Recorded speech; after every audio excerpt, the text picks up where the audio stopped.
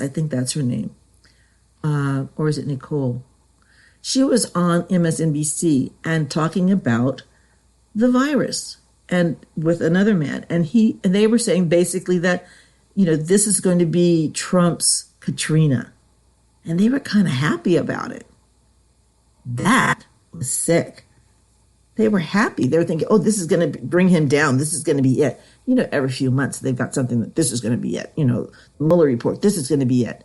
Then it was, the impeachment. This is going to be it. This is going to bring him down. And then now this.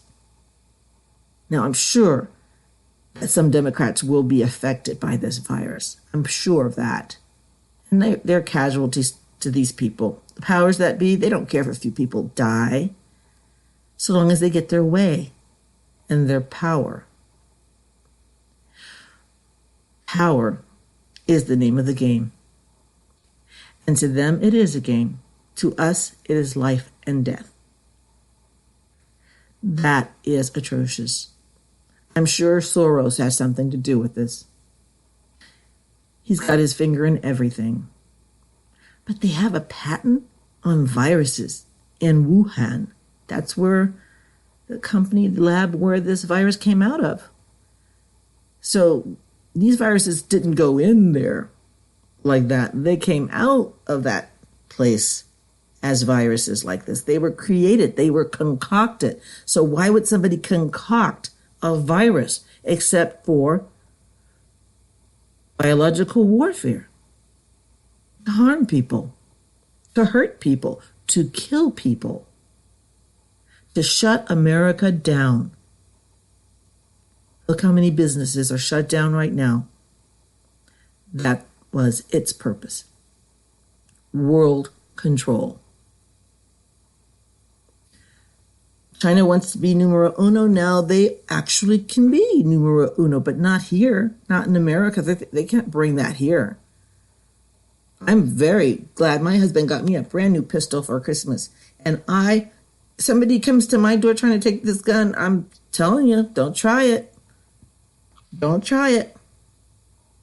Because I'm not playing. I'm mad as hell. You're trying to take my country away from me? China? I'm sorry if a few Chinese people might be offended by what I'm saying, but I'm sorry because you're Americans and you're being affected by this virus too. All Americans are. We have so many ethnicities in this country. When I go to Costco, it's like the United Nations in there. Everybody's got different kinds of clothes on, different tones of skin. It's kind of beautiful, actually. It's kind of beautiful. As an artist, I love all skin colors. I love the very dark black skin color. It's so beautiful. I even like the white, pink skin color like my husband has. He can't tan to save his life. He just gets pink. But as an artist, I love all colors. I love black. I love white. I love yellow. I love blue. I love red. I love pink. I love orange. And whenever it comes to, when people say, I don't see color, I say, well, I do. When I'm looking at somebody as an artist, I'm actually thinking, what colors would I put together to get that skin tone? I was at the doctor's appointment a few months ago, and the nurse came in, and it was a male nurse, and he was very sweet, very young. And I'm looking at his skin because he had beautiful skin. And I was thinking I would probably go with a burnt sienna, blend in some of the white with some yellow overtones here and there. Very nice. And that's how I think. I do see color everywhere. I think that is a gift from God. Because a lot of people look at the world and they see what is wrong with the world. I look at the world and I see colors. I see beauty. I see growth. I see a blade of grass. I was at a retreat, a spiritual retreat, and it was kind of funny because I'd gone to this retreat on the bequest of my priest.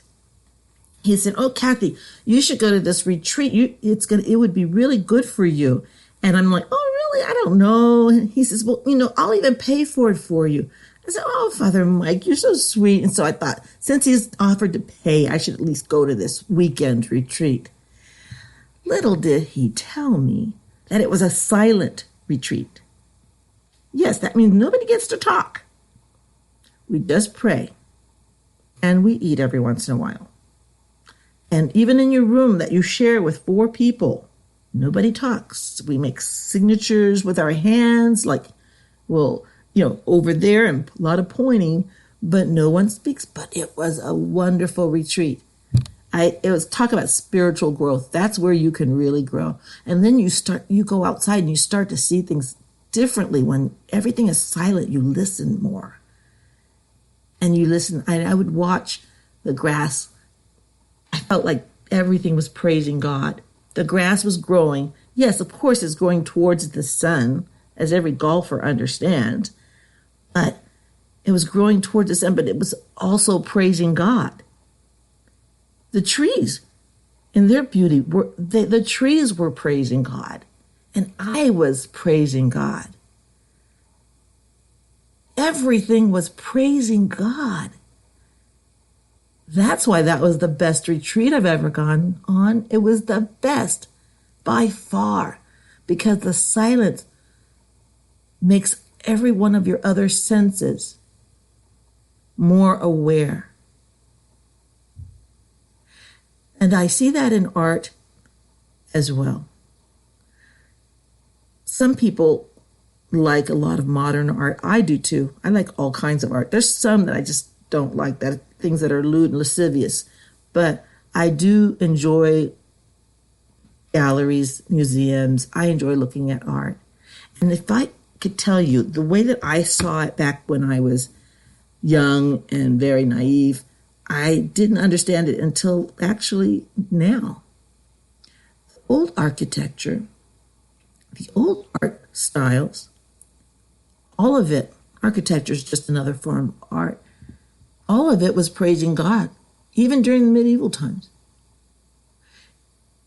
All of the architecture was literally lifting up mankind to God. And then mankind became more self-centered, introduced modern art. And then it was more, first of all, it was Impressionism. I love Impressionism. And I paint in that style in a way. But then things became about man, it became about us. Then all of a sudden, art became vile. And when I was pregnant with my first baby, that's when I saw that art, they call it art, I feel like vomiting, but somebody had a glass of urine in front of a crucifix. It was in the museum in New York. I was living in Connecticut at the time. And I remember thinking, why would somebody do that? Why would somebody do something so vile and so disgusting and so heart-wrenchingly hurtful and hateful all at the same time? So many horrible emotions. And I thought, that's what happened. We were up here mentally. We were way up there. We were praising God in all the buildings. Look at the statues, that everything was glorifying God. And then we became a society that glorified mankind. And that is when abortion became legal.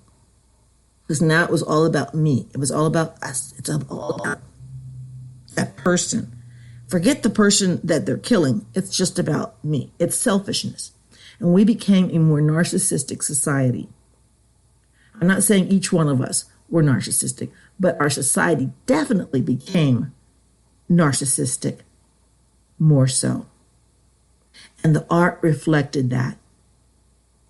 See, the art didn't cause that. The art reflected who we are as a people at a certain point in history. And so no longer did buildings glorify God. Now that we didn't have arched doors, we just had everything square and bland, and it's all about man. And where do we go from here? Up or down? I'd like to go up. I'd like to glorify God in everything. There are people, there are those, the left, who would prefer we go the other direction, down, and to the left. So while I'm happy for those of us who will survive this chaotic time, and sad for those who will be harmed, I would like to let you know that I'm praying for us all. And prayer is going to lift us out of this. God will do this for us. Don't stop praying.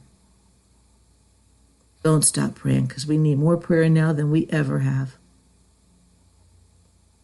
Make peace with your neighbors. I have the best ones, so sorry, you guys. I got lucky. I would say all their names, but I don't know if they want me to say their names. But yes, I love my neighbors. It's so easy to say, oh, love your neighbor when you have my neighbors. It's so easy. They're lovable, wonderful people. We got very lucky. We got very blessed. So, hunker down. Everybody's at home now. And remember, stay clean. Don't touch anybody. Virtual hugs, they're okay for now. We'll get back to normal eventually, but we won't know what normal is. I'd like to wonder one last point. With all of the things that we are doing in order to keep everyone safe, we are, in a way, abdicating some of our personal rights, our God-given rights, to our right to assemble. That's one of our constitutional rights.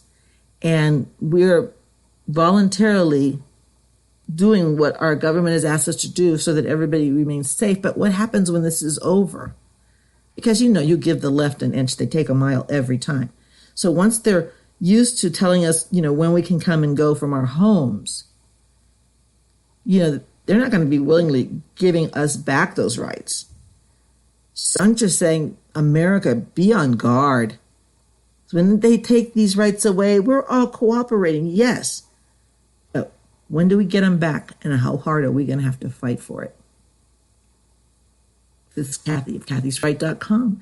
Thank you for listening. Be sure to subscribe, and I'll be here again tomorrow. I love you guys.